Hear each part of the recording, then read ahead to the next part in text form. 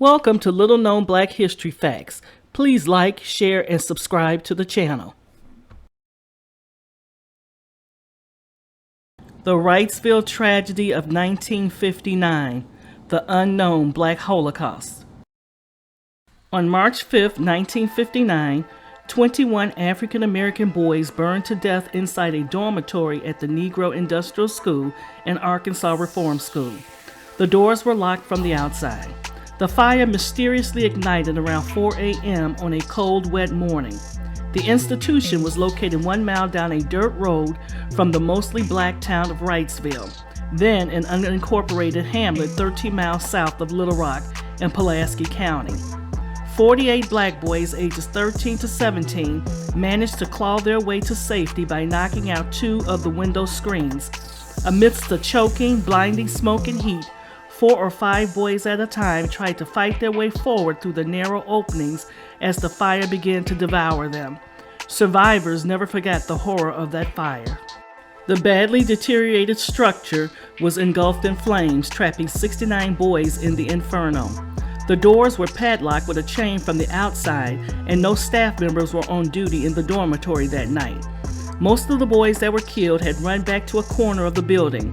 When the smoke cleared that March morning in 1959, the boys who burned to death were found piled on top of one another in the corners of the dormitory. The windows were covered by heavy screens, so it is a miracle that 48 boys were able to escape. The horrific event briefly made headlines that also brought attention to the squalor and deplorable conditions in which the boys lived.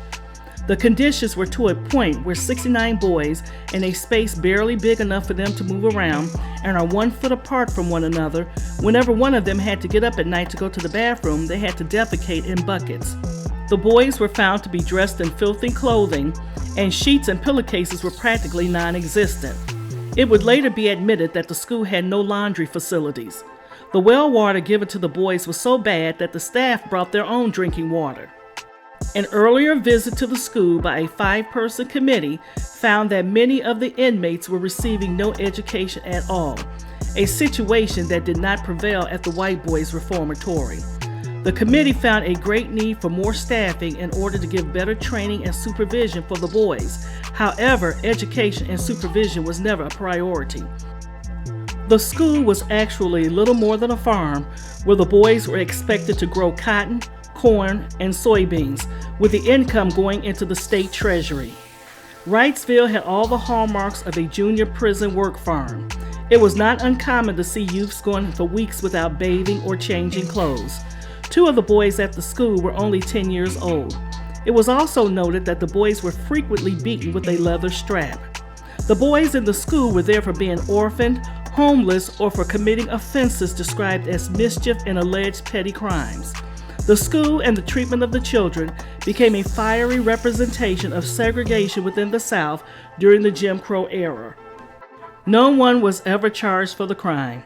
There was a trial prompted by the families that led to compensation amounting to $1,400 per child after attorneys took more than half for their pockets.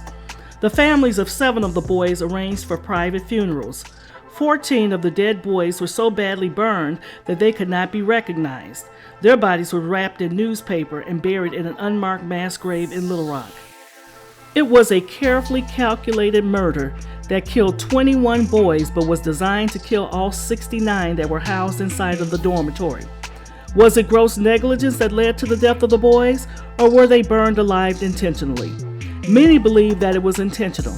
The tragedy at the so-called reform school came on the heels of the integration battles at Little Rock Central High School 2 years earlier. In the end, a Pulaski County grand jury investigated the fire and concluded that the blame for the conditions leading to the tragedy could be shared by many: school officials, the governor's administration, the legislature, and the people of Arkansas for not demanding better. In April 2019, the Arkansas prison officials unveiled a monument at the Wrightsville unit commemorating the lives of the 21 teenage boys who died in the fire. Until next time, please like, share, comment, and subscribe to the channel. Press the bell to be notified of future uploads. Thank you for watching.